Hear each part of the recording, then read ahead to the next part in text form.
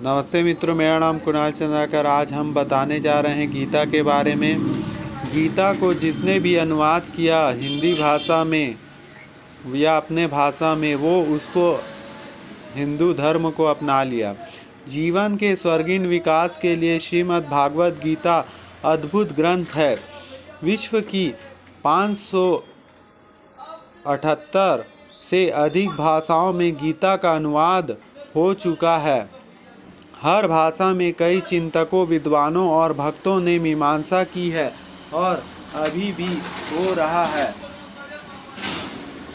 क्योंकि इस ग्रंथ में सब देश, जाति, पंथ के तमाम मनुष्यों के कल्याण की अलौकिक सामग्री भरी हुई है और इसमें जाति धर्म का कुछ विरोध नहीं है। इसमें मनुष्य के जीवन कला को जीने की कला सिखाया गया है। आपको यहाँ कुछ विद्वानों के नाम बता रहे हैं जिन्होंने गीता का अनुवाद किया। बाद में उन्होंने सनातन हिंदू धर्म अपना लिया। जिस व्यक्ति ने श्रीमद् भागवत गीता का पहला उर्दू अनुवाद किया था वो था मोहम्मद मेहरुल्लाह। बाद में उसने सनातन धर्म अपना लिया। पहला व्यक्ति जिसने श्री गीता की अरबी अनुवाद किया वो एक फिलिस्तीनी था, उल फतेह कमांडो नाम का। पहला व्यक्ति जिसे इंग्लिश अनुवाद किया उसका नाम चार्ल्स विलिकोन्स था। उसने भी बाद में हिंदू धर्म अपना लिया। उसका तो यह कहना था कि हिंदुओं में केवल हिंदुत्व बचेगा। हिब्रू में अनुवाद करने वाले व्यक्ति बेजस हिटिशन ली फेनाह नाम का इजरायली था, जिसके बाद में भारत मर आकर हिंदुत्व अपना लिया था।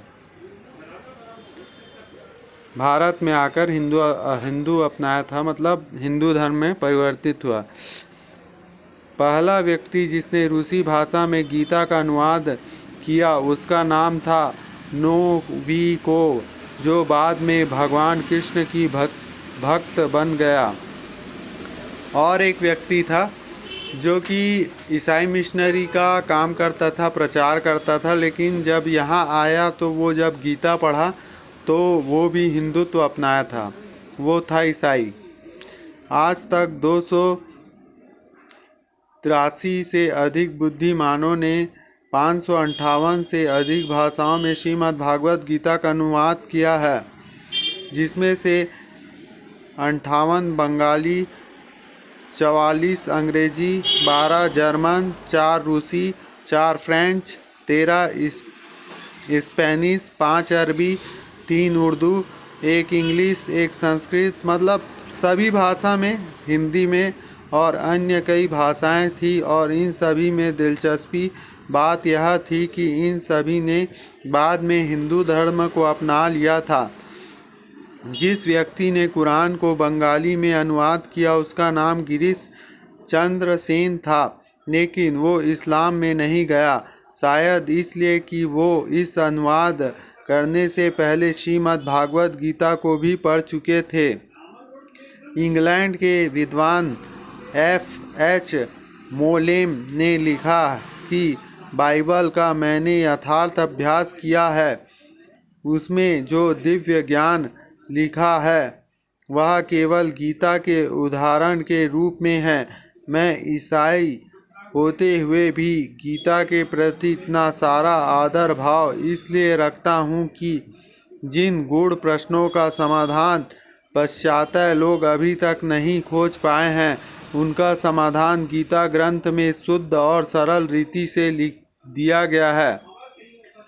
उसमें कई सूत्र अलौकिक उपदेश से भरपूर लगे, इसलिए गीता जी मेरे लिए साक्षात योगेश्वरी माता बन रही है। वह तो विश्व की तमाम धन से भी नहीं खरीदा जा सके ऐसा भारतवर्ष का अमूल्य खजाना है। श्रीमद् भागवत गीता की इतनी महिमा है, फिर भी हिंदू लोग नहीं पढ़ते हैं, जिसके कारण हिंदू जितनी अपनी उन्नति करना है उतना नहीं कर पाते। गीता में अपने जीवन शैली का पूरा ज्ञान है। उससे हर व्यक्ति स्वस्थ, सुखी और सम्मानित जी सकता है।